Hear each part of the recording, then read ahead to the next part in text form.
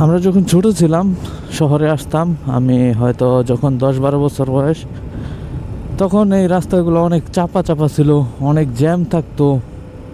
এখন আলহামদুলিল্লাহ দেশটা অনেক উন্নত হয়েছে, রাস্তাগুলো অনেক প্রসারিত হয়েছে।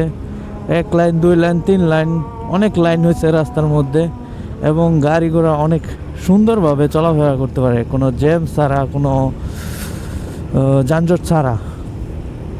তো এটাতে মানুষের সময় অনেক বাঁচে, কর্মঘণ্টা পায় মানুষ অনেকক্ষণ। দেখা গেছে আগে একটা মানুষ অফিসে এসে যাইতে হলে বেরোইতে হইতো 2 ঘন্টা আগে, এখন বেরোইতে হয় আধা ঘন্টায়। দেখা গেছে আরও 1.5 ঘন্টা ফ্যামিলির সাথে সময় দিতে পারে, অথবা 1.5 ঘন্টা বেশি কাজ করতে পারে তার ফ্যামিলি চাকা, মানে আর্থিক চাকা সচল রাখতে। 1.5 ঘন্টা বেশি কাজ করলে দেখা গেছে মাসিক বেতনটা আরেকটু বেশি আসে, অথবা ফ্যামিলির সাথে সে 1.5 ঘন্টা বেশি সময় কাটাইতে পারতেছে।